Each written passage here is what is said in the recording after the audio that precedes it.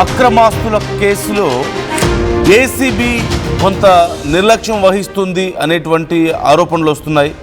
భీమ్రెడ్డి పేరు మీద ఉన్నటువంటి ఆస్తుల విలువ చూస్తే కళ్ళు బైర్లు గమ్మడం ఖచ్చితంగా మనం చూడొచ్చు.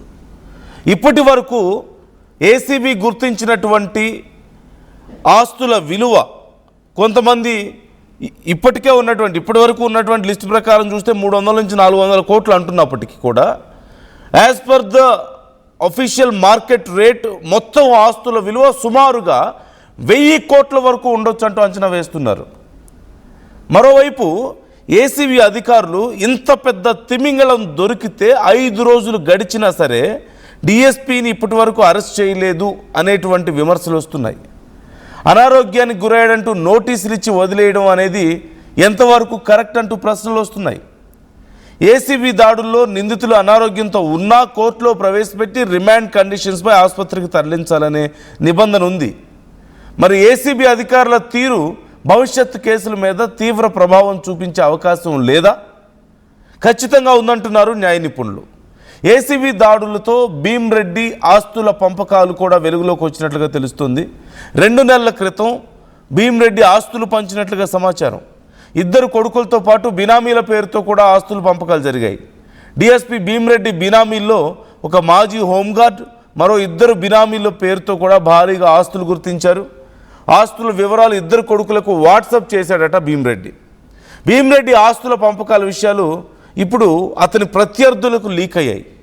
లీక్ అయిన వివరాల ఆధారంగానే ఏసీబీని ఆశ్రయించారట భీమ్రెడ్డి ప్రత్యర్థులు. అలా ఈ డీటెయిల్స్ అన్నీ బయటకు వచ్చాయి. ఇప్పటి వరకు ఉన్నటువంటి లెక్కల ప్రకారం చూస్తే కొన్ని అంచనాల ప్రకారం least market value 300 crores to 400 crores ఉంటే కరెంటు వాల్యూ ప్రకారం ప్రైవేట్ మార్కెట్ వాల్యూ ప్రకారం చూస్తే మొత్తం ఆస్తుల విలువ 1000 కోట్ల వరకు ఉండొచ్చు అంటున్నారు. ఒక డిఎస్పీ సంపాదించిన ఆస్తుల విలువ 1000 కోట్లు అంటే ఏ స్థాయిలో అక్రమాలకు పాల్పడ్డాడో, ఏ స్థాయిలో సెటిల్మెంట్లు చేసి ఉండాలో, లేదంటే అంతకంటే పెద్ద పెద్ద ఇంకా ఏమైనా కార్యక్రమాలు చేసి ఉంటాడో తెలియదు. కానీ 1000 కోట్ల సుమారుగా, సరే 500 కోట్లు అనుకుందాం, లేదు 300 కోట్లు అనుకుందాం. లీస్ట్ కేసులో 1 లక్ష రూపాయల శాలరీ అటు ఇటుగా ఉండేటువంటి ఒక అధికారి ఆస్తులు ఇన్ని 100 కోట్ల. ఇదేమన్నా స్టేట్ బడ్జెటా? ఒక అధికారి దగ్గర ఆల్మోస్ట్ ఇంత బడ్జెట్ ఉంటే ఇక మొత్తం డిపార్ట్మెంట్లో ఇంకెంతమంది అధికారులు ఇలాంటి వాళ్ళు ఉన్నారో, అది కూడా ఒక డిఎస్పీ దగ్గర ఇలా ఉందంటే అంటే చెప్పడానికి కొంచెం ఇది కొంచెం హార్ష్గా ఉండొచ్చేమో కానీ ఈ కామెంట్.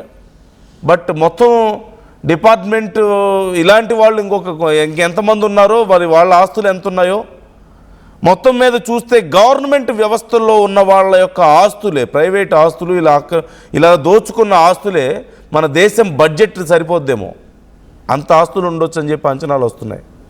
ఇక్కడ చూస్తుంటే అలాగే అనిపిస్తుంది. ఒక్క అధికారి దగ్గర 1000 కోట్లు ఏంటి? నిర్మల ఉన్నారు, మా ప్రతినిధి నిర్మల. ఓ పక్క అతని ఆస్తుల విలువ లిస్టు చూస్తుంటే కళ్ళు బైర్లు గమ్ముతున్నాయి. ఒక ప్రభుత్వ అధికారి 1 లక్ష రూపాయలకి శాలరీ అటు ఇటుగా ఉండే ఒక అధికారికి ఇన్ని 100 కోట్ల ఆస్తులా? అందులోనూ మళ్ళీ ఎప్పుడూ ఇతని మీద పెద్దగా కేసులు లేవు, రికార్డు బాగానే ఉంది, సేవా కార్యక్రమాలు చేసేవాడట. మరి ఇన్ని ఆస్తులు ఎలా వచ్చాయి? ఏసీబీ అధికారుల లిస్టులో ఏం డీటెయిల్స్ తెలుస్తున్నాయి? మరోవైపు ఏసీబీ అధికారులు వ్యవహరిస్తున్న తీరుకు సంబంధించి కూడా కొన్ని విమర్శలు వస్తున్నట్లు కనిపిస్తుంది. డీటెయిల్స్ ఏంటి? ఎస్ నందు, వాస్తవంగా చెప్పాలి అంటే కూడా ఇక్కడ ఆయన సేవా కార్యక్రమాలు చేసింది నిజమే, కానీ ఆ సేవా కార్యక్రమాలతో పాటు చాలా మంది వద్ద కూడా తను బెదిరించినట్టుగా కూడా తెలుస్తుంది. మొత్తానికి స్కామ్కు పాల్పడ్డారనేది ఏసీబీ అధికారులు కూడా వారం రోజుల క్రితమే తేల్చేసి కూడా చెప్పడం జరిగింది. అదేవిధంగా వాళ్ళు చార్ధామ్ యాత్రకి బయలుదేరేటప్పుడు ఇదంతా కూడా అంటే బయలుదేరేటప్పుడు తను డైరీలో మెన్షన్ చేసుకున్నాడు అన్ని విషయాలు కూడా. ఆ డైరీని కూడా ఏసీబీ అధికారులు స్వాధీనం స్వాధీనం చేసుకొని అప్పుడు మొత్తం వివరాలు కూడా వెల్లడించడం జరిగింది.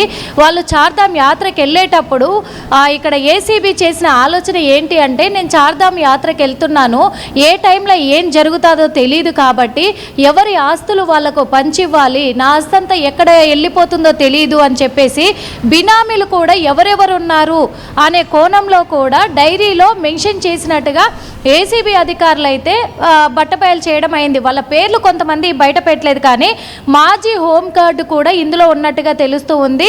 మాజీ హోంగార్డు పురేందర్ రెడ్డి తనపైన కూడా తను కూడా ఒక బినామీగానే ఉన్నట్టుగా తెలుస్తూ ఉంది. ఈ బినామీల పట్ల ఉన్న ఆస్తులు ఎలా అంటే, ఇద్దరు కుమారులకు వాళ్ళకు పంచిచ్చిన తర్వాత ఆస్తి అంతా కూడా పంపకాలు అయిన తర్వాత కుమారులకు కూడా విడివిడిగా వాట్సాప్లలో ఇక్కడ భీమ్రెడ్డి వాళ్ళకు ఎవరెవరికి ఎంత ఆస్తిని ఇచ్చాను అని వివరాలు కూడా విడివిడిగా వాళ్ళకు పంపించినట్టుగా కూడా పోలీసులు అయితే గుర్తించడం జరిగింది. వాళ్ళకు పంపించిన తర్వాత వీళ్ళు చార్ధామ్ వెళ్ళినాక ఇక్కడ కొడుకులకు కావచ్చు, ఇటు ప్రత్యర్థులకు కావచ్చు అనుమానాలు వ్యక్తమవడంతో ప్రత్యర్థులు ఇచ్చిన సమాచారం మేరకు ఏసీబీ అయితే దాడులు నిర్వహించడం జరిగింది అన్నట్టుగా కూడా తెలుస్తూ ఉంది. అదేవిధంగా కూడా గతంలో ఒక పోలీస్ అధికారితోటి భీమ్రెడ్డి వైరం కూడా పెంచుకున్నట్టుగా తెలుస్తుంది. ఆ వైరం కాస్త 2 వర్గాలుగా మారిపోయాయి. అదేవిధంగా ఆ గతంలో జరిగినటువంటి ఎవరితోటైతే వైరం పెంచుకున్నాడో ఆ అధికారి మీద కూడా ఏసీబీకి సమాచారం అందించి దాడులు కూడా జరిపించాడు భీమ్రెడ్డి అనే ఆరోపణలు కూడా వినిపిస్తూ ఉన్నాయి. ఇవన్నీ కూడా తీసుకుంటే ఇంకొక విషయము కర్ణాటక, బెంగళూరు, ఆంధ్రప్రదేశ్, తెలంగాణ ఇన్ని రాష్ట్రాలు కూడా ఆస్తులు సంపాదించడము ఏంటి భీమ్రెడ్డి రాజకీయ కోణంలో రాజకీయ నాయకులు కూడా ఇంతగా ఎక్కడ కూడా సంపాదించిన దాఖలాలు తెలియట్లేదు. కానీ ఒక డీసీపీకి ఎలా వచ్చాయి ఈ ఆస్తులు అనే దాని మీదే ఇంకా ఏసీబీ అయితే ఎంక్వైరీ మొదలుపెట్టింది, దర్యాప్తు కొనసాగిస్తూనే ఉంది. ఇటు చూసినట్లయితే కొడుకులకు రాసిచ్చిన ఆస్తి పోను మిగిలిన ఆస్తికి బినామీలను పెట్టినట్టుగా తెలుస్తూ ఉంది. ఈ బినామీలు ఇంకెవరైనా రాజకీయ కోణంలో కూడా ఉన్నారా అనే అనుమానాలు కూడా వ్యక్తమవుతున్నాయి. ఎందుకంటే రాజకీయ నాయకులు కూడా ఈయన వెనకాల ఉన్నారు అనేది బయటికి వినిపిస్తున్న మాటలు. ఇది దృష్టిలోకి తీసుకొని కూడా ఏసీబీ అధికారులు అయితే వాళ్ళు దర్యాప్తు అయితే కొనసాగిస్తున్నారు. నందు right thank you Nirmala, thanks for the details. మొత్తం మీద ఏసీబీ అధికారుల విచారణ కొనసాగుతుంది. ఏసీబీ వాళ్ళ విచారణ వాళ్ళు చేస్తున్నప్పటికీ కూడా అతని హెల్త్ కండిషన్ నేపథ్యంలో కొంత ఫ్రీడమ్ ఇవ్వడం అనేది కొన్ని విమర్శలకు దారితీస్తుంది. ఇప్పుడు బీపీ పెరిగిపోయింది అని చెప్తున్నారు. దానికి తగ్గట్లుగా అతనికి ఎక్కువ ప్రెషర్ పెట్టకుండా జాగ్రత్తగా డీల్ చేస్తున్నారు అంటూ తెలుస్తుంది. ఇది ఇన్ని 100 కోట్ల ఆస్తులు సంపాదించిన వ్యక్తి ఇంకెన్ని దారుణాలు చేస్తుంటాడో, మరి అతన్ని ఇంత బాగా ట్రీట్ చేయడం ఏంటి? ఒకవేళ ఏదన్నా ఉంటే మీరు రిమాండ్లోకి తీసుకోవాలి, రిమాండ్లోకి తీసుకున్న తర్వాత తనకు ట్రీట్మెంట్ ఇవ్వడంలో తప్పులేదు కదా అని చెప్పేసి మరి కొంతమంది విమర్శలు చేస్తున్నారు.